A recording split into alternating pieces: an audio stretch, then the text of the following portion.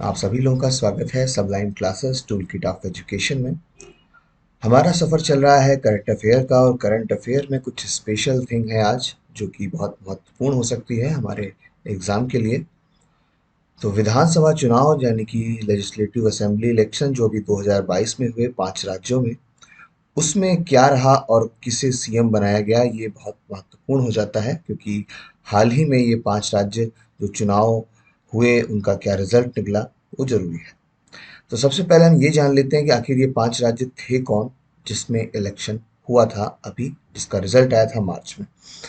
तो मार्च में जो रिजल्ट हम देख रहे हैं, तो सबसे पहले उत्तर प्रदेश, पंजाब, उत्तराखंड, गोवा, मणिपुर। यहाँ पे ये भी प्रश्न बन सकता है कि किस प्रदेश में जो मार्च अभी हमारा निकला है, कौन सा प्रदेश इसमें से नहीं है, या 5 या 4 आपके सामने ऑप्शन रख दिए जाएंगे, कौन सा प्रदेश है जिसमें असेंबली चुनाव हुए थे।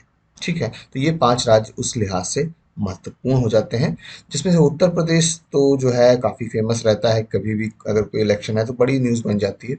लेकिन मणिपुर जो है उसके आसपास जो हमारे राज्य हैं, ये आपसे पूछे जा सकते हैं। मिजोरम, मणिपुर, नागालैंड, असम, इसमें कहाँ हुए थे चुनाव, इस तरीके से। ठीक है, तो ये 5 राज्य महत्वपूर्ण हैं और इसके बाद हम सीधे रुख करते हैं उत्तर प्रदेश का। और आज जो हमारा महत्वपूर्ण विषय रहेगा वो उत्तर प्रदेश का ही रहेगा, लेकिन मोटा मोटा हम 5 राज्यों के बारे में जान लेते हैं कि आखिर 5 राज्यों में हुआ क्या था।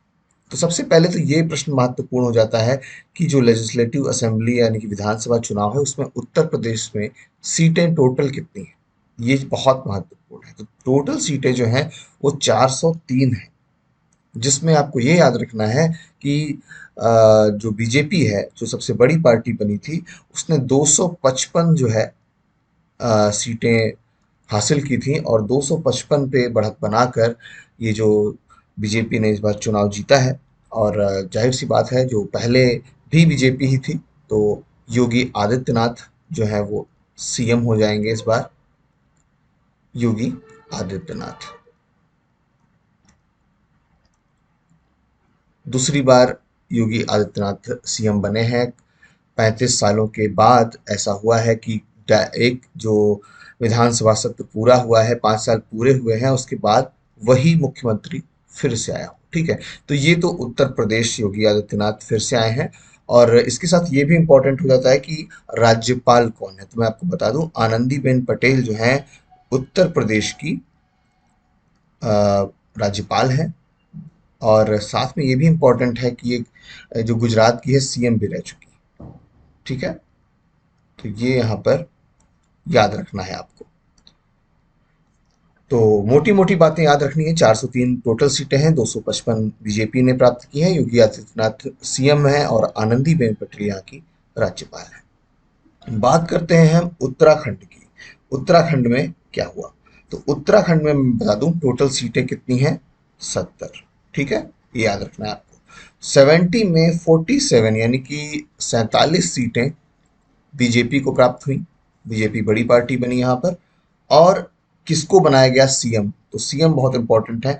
यहाँ पुष्कर सिंह धामी को फिर से यहाँ का सीएम बना दिया गया है।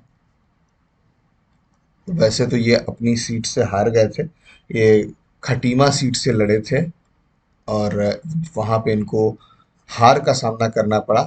ठीक है, खटीमा जो है वहाँ से लड़े थे विधानसभा सीट से और इनको हार का सामना करना पड़ा था। लेकिन फिर भी बीजेपी के थे, बीजेपी ने टोटल 47 सीटें हासिल की है। तो दोबारा किसी प्रकार का चुनाव होगा और इन्हें 6 महीने के अंतर्गत फिर से विधानसभा में पहुंचना होगा किसी महत्वपूर्ण सीट से। तो ये है पुष्कर सिंह धामी। और यहाँ के जो राज्यपाल हैं वो मैं आपको बता दूं, वो भी महत्वपूर्ण हो जाते हैं। वो हैं गुरमीत सिंह। ठीक है, गुरमीत सिंह यहाँ के राज्यपाल हैं और पुष्कर सिंह धामी उत्तराखंड के नए मुख्यमंत्री। बात करते हैं पंजाब की, जहाँ बहुत चेंजिंग देखने को मिली। और फिलहाल मैं अपनी जीके वाली जो है वो लाइन आपको याद दिला दूं। सीट ये आपको याद रखनी है टोटल सबसे पहले। ठीक है, कि 117 सीटें हैं पंजाब में।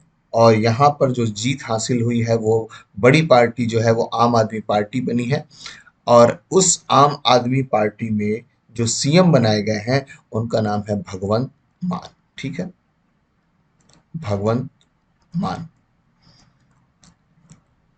तो भगवंत मान जो है वो यहाँ के सीएम हैं, और जो इनकी विधानसभा सीट थी वो है धुरी, जहाँ से इन्होंने चुनाव जीता है, इलेक्शन जीता है, जो इनकी विधानसभा सीट है। और साथ में मैं बता दूं कि यहाँ के राज्यपाल कौन है, तो राज्यपाल है बनवारी लाल पुरोहित। ठीक है, बनवारी लाल पुरोहित। बनवारी लाल पुरोहित यहाँ के राज्यपाल हैं। और जो आप है यानी कि आम आदमी पार्टी है, उसने यहाँ पे 117 में टोटल 97 सीट यानी कि 97 सीट पर विजयी हुए हैं, जीत हासिल की है। और ये बहुत बड़ी जीत है। तो जाहिर सी बात है, पहली बार जो एक स्वतंत्र जो हमारा एक राज्य है वहां पर आम आदमी पार्टी ने एक अपना मजबूत दावा प्रस्तुत किया है, बड़ी बात है। इतने अंतर से जीत हासिल करना वाकई में बड़ी बात होती है। तो चलिए हम चलते हैं नेक्स्ट, गोवा। गोवा में भी यहाँ पे इलेक्शन हुए थे। 40 सीटें यहाँ पर टोटल हैं, और बीजेपी बड़ी पार्टी यहाँ बन के उभरी, लेकिन उसको सीट जो है टोटल 20 ही मिली है। लेकिन फिर भी 20 होने के बाद इन्होंने कुछ एक दो लोगों का जो है समर्थन प्राप्त कर लिया, निर्दलीय लोगों का। तो यहाँ पर एक बड़ी पार्टी भी बन गई। और यहाँ के जो सीएम बने, हम पहले सीएम की बात करते हैं, तो यहाँ के जो सीएम बने हैं वो है प्रमोद सावंत, जो पहले भी थे, फिर से बनाए गए हैं प्रमोद सावंत। और मैं आपके ये बता दूं कि ये जो इनकी विधानसभा सीट थी वहां पर, उसका नाम था सांकेलिम। ठीक है, सांकेलिम में इन्होंने इलेक्शन लड़ा था। तो विधानसभा सीट जो सीएम होते हैं उनकी महत्वपूर्ण होती है, याद रखनी चाहिए। सांकेलिम इनकी गोवा में सीट थी। और यहाँ के जो हमारे राज्यपाल हैं उनका नाम क्या है, पी एस श्रीधरन पिल्लई। तो मैं लिख देता हूं यहाँ पे पी एस श्रीधरन पिल्लई यहाँ के राज्यपाल हैं।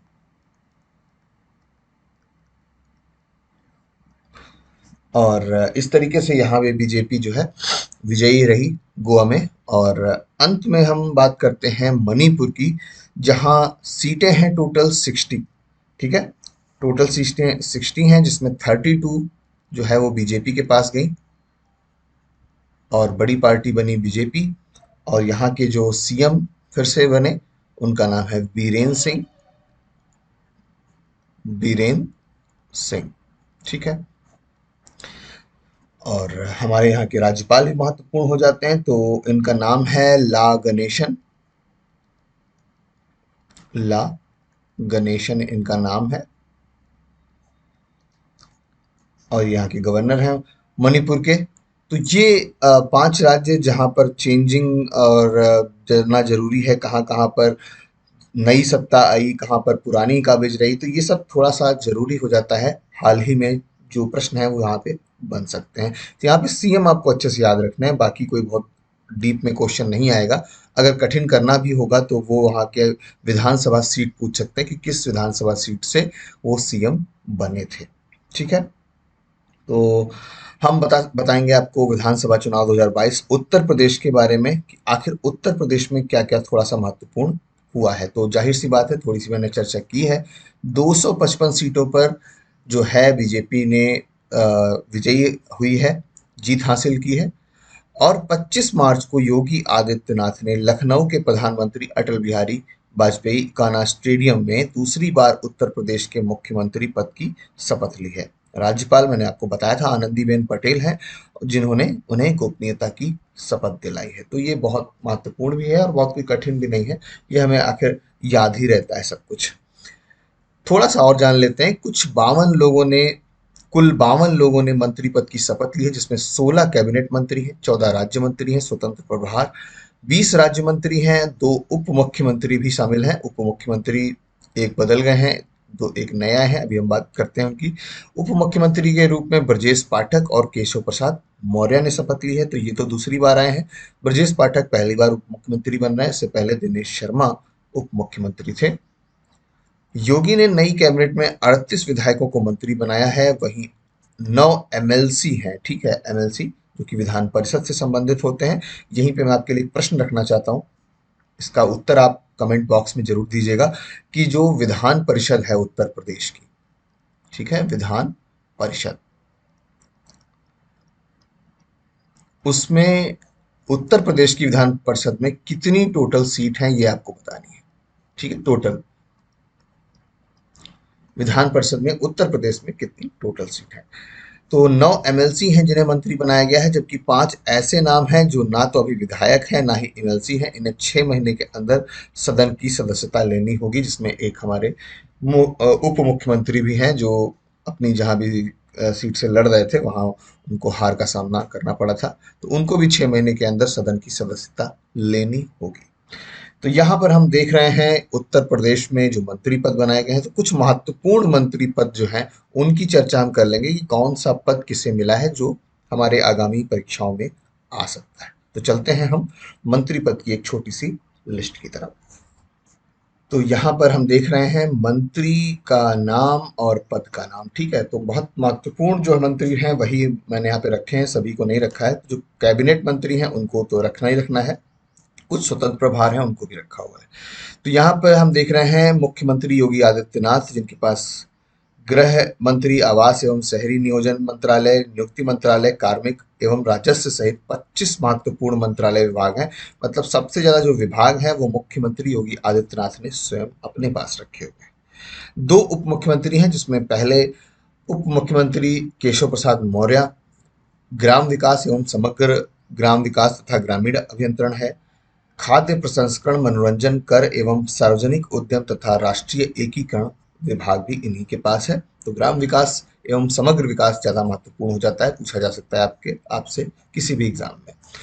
हम चलते हैं उप मुख्यमंत्री ब्रजेश पाठक के पास, जहां पे आपको चिकित्सा यानी कि स्वास्थ्य एवं चिकित्सा मंत्रालय जो है वो भी पूछा जा सकता है कि स्वास्थ्य मंत्रालय किसके पास है, तो ब्रजेश पाठक के पास है। तो चिकित्सा शिक्षा की बात हो रही है। चिकित्सा शिक्षा, चिकित्सा एवं स्वास्थ्य, परिवार कल्याण तथा मातृ एवं शिशु कल्याण विभाग, तो जितना चिकित्सा से संबंधित है वो मोस्टली ब्रजेश पाठक को ही दिया गया है। तो ये भी थोड़ा सा आसान हो जाएगा कि चिकित्सा से संबंधित कोई भी अगर विभाग है तो वो ब्रजेश पाठक के पास है। बात करते हैं स्वतंत्र देव सिंह की, तो इनके पास है जल शक्ति मंत्रालय। तो जल शक्ति मंत्रालय स्वतंत्र देव सिंह के पास है। ये बीजेपी के उत्तर प्रदेश के अध्यक्ष भी रह चुके हैं पार्टी के। तो यहाँ पर यह भी जानना जरूरी है कि स्वतंत्र देव सिंह को कौन सा मंत्रालय मिला है, जल शक्ति मंत्रालय। चौधरी लक्ष्मी नारायण जी को मिला है गन्ना विकास मंत्रालय, और धर्मपाल जी को मिला है पशुधन दुग्ध विकास मंत्रालय। जितिन प्रसाद जी को एक महत्वपूर्ण विभाग मिला है पीडब्ल्यूडी विभाग, ये पहले केशव प्रसाद मौर्य जी के पास था। तो जितिन प्रसाद को ये मिला है, तो जाहिर सी बात है वो एक महत्वपूर्ण मंत्री पद है उनका बीजेपी में। ये पहले कांग्रेस में थे, कांग्रेस में एमपी भी रह चुके हैं, कांग्रेस में मंत्री पद पे भी रह चुके हैं, और बाद में उन्होंने जो बीजेपी ज्वाइन की है उसमें एमएलसी में है, ये विधान परिषद से संबंधित हैं और इनको पीडब्ल्यूडी विभाग दिया गया है, ठीक है। इसके बाद हम देखते हैं बेबी रानी मौर्य, महिला कल्याण मंत्रालय इनको मिला है। ए शर्मा को नगर विकास के साथ अतिरिक्त ऊर्जा विभाग दिया गया है। नितिन अग्रवाल को आबकारी विभाग दिया गया है। कपिल देव अग्रवाल को व्यवसायिक शिक्षा विभाग दिया गया है। हमारा चैनल शिक्षा से संबंधित है तो हम इस पे ज्यादा जोर देने का प्रयास करेंगे कि जितने भी शिक्षा विभाग हैं वो आप याद रखिएगा, क्योंकि ये शिक्षा से संबंधित जो भी पेपर आते हैं उसमें जरूर पूछे जा सकते हैं। तो कपिल देव अग्रवाल को व्यवसायिक शिक्षा विभाग मिला है। इसी के साथ एक महत्वपूर्ण मंत्रालय परिवहन विभाग दयाशंकर सिंह को मिला है। तकनीकी शिक्षा आशीष पटेल को मिला है, ठीक है। तो ऊपर देखिएगा व्यवसायिक शिक्षा अलग है, तकनीकी शिक्षा अलग है, तो आशीष पटेल जी को मिला है तकनीकी शिक्षा। मत्स्य पालन विभाग संजय निषाद को मिला है। असीम अरुण को मिला है समाज कल्याण, अनुसूचित जाति एवं जनशक्ति कल्याण मंत्रालय। सुरेश खन्ना को वित्त एवं संसदीय मंत्री बनाया गया है, और सूर्य प्रताप शाही को कृषि मंत्री बनाया गया है। ये भी महत्वपूर्ण है, पूछा जा सकता है। सूर्य प्रताप शाही को कृषि मंत्री बनाया गया है। जयवीर सिंह को पर्यटन मंत्री बनाया गया है। नंद गोपाल नंदी को औद्योगिक विकास एवं निर्यात मंत्री बनाया गया है। भूपेन्द्र चौधरी को पंचायती राज मंत्री, अनिल राजभर को श्रम एवं सेवा नियोजन समन्वय मंत्री, ए के शर्मा को नगर विकास एवं शहरी समग्र विकास मंत्री, योगेंद्र उपाध्याय को उच्च शिक्षा एवं विज्ञान तथा प्रौद्योगिक मंत्री बनाया गया है। ये यहाँ पे फिर से एक इंपॉर्टेंट क्वेश्चन कि उच्च शिक्षा विभाग किसको दिया गया है, तो योगेंद्र उपाध्याय को दिया गया है। ठीक है। धर्मवीर प्रजापति को कारागार एवं होमगार्ड मंत्री बनाया गया है। संदीप सिंह को बेसिक शिक्षा मंत्री बनाया गया है तथा गुलाब देवी को माध्यमिक शिक्षा मंत्री बनाया गया है। तो यहाँ पर उच्च शिक्षा, बेसिक शिक्षा, माध्यमिक शिक्षा, तकनीकी शिक्षा और व्यावसायिक शिक्षा 5 प्रकार के मंत्री आपको शिक्षा विभाग में दिखाई दे रहे हैं। ये एक अलग से नोट करने वाली चीज है अगर आप शिक्षा से संबंधित किसी भी पेपर को देने जा रहे हैं तो। ठीक है, तो ये याद रखना है आपको। तो मैं आपको शिक्षा वाले एक बार फिर से दिखा देता हूं कि यहाँ पे व्यावसायिक शिक्षा मंत्री कौन है। कपिल देव अग्रवाल है। आशीष पटेल तकनीकी शिक्षा में है। योगेंद्र उपाध्याय उच्च शिक्षा में है। संदीप सिंह बेसिक शिक्षा में है। गुलाब देवी माध्यमिक शिक्षा में। इसके साथ दयाशंकर मिश्रा दयालु जो हैं वो आयुष एवं खाद्य सुरक्षा मंत्री। दयाशंकर सिंह अलग हैं, दयाशंकर मिश्रा जो दयालु जो है वो अलग है। तो ये थोड़ा दयालु है इसलिए इनको खाद्य सुरक्षा मंत्री बना दिया गया। तो सबलाइन क्लासेस में कुछ हम 4-5 क्वेश्चन भी इसके साथ आपको ऐड करके दे रहे हैं ताकि थोड़ा सा क्वेश्चन उत्तर प्रदेश से इधर आ सकते हैं क्योंकि हाल ही में इलेक्शन हुआ है। तो हम चलते हैं कुछ महत्वपूर्ण प्रश्नों की तरफ। तो यहाँ पे पहला प्रश्न हम देख रहे हैं, उत्तर प्रदेश का स्थापना दिवस कब मनाया जाता है। बहुत महत्वपूर्ण प्रश्न है। उत्तर प्रदेश में जो प्रश्न जो भी परीक्षाएं हैं उसके लिए तो बहुत ही महत्वपूर्ण है। तो ये आपको याद रखना है 24 जनवरी को मनाया जाता है।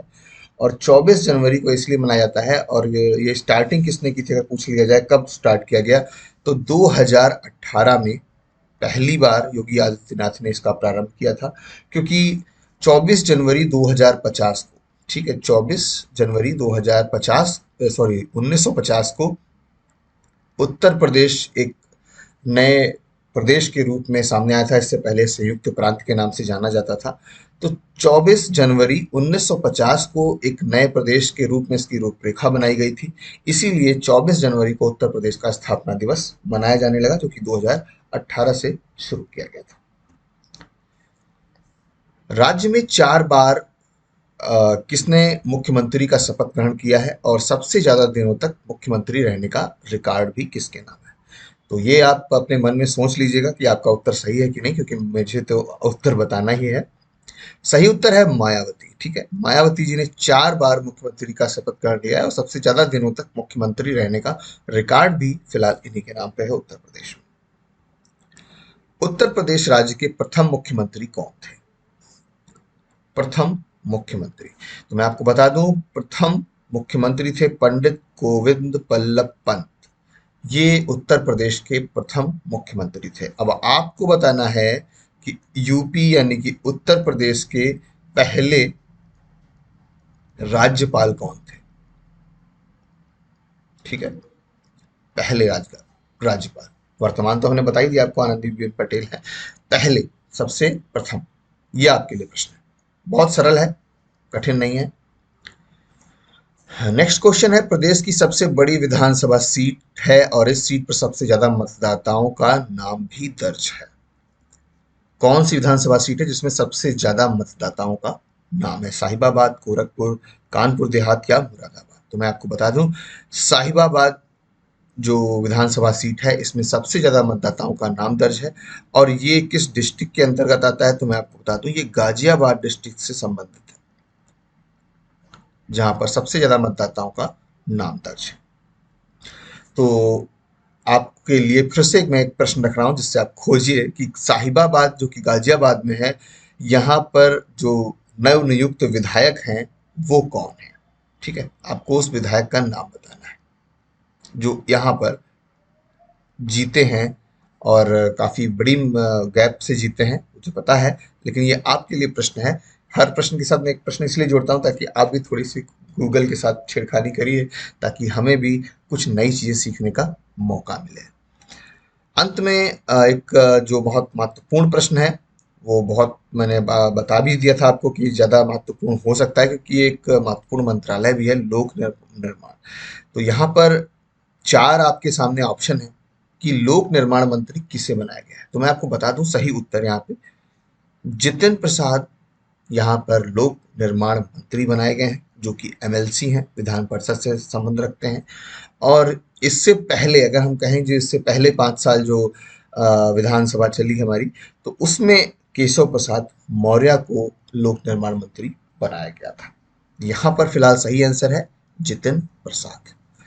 तो आज का सेशन फिलहाल यहीं पे समाप्त होता है। आने वाले करंट अफेयर में, एजुकेशन संबंधी वीडियोस में हम आपको मिलते रहेंगे। जुड़े रहिएगा सबलाइन classes tool kit of education से। Thank you very much.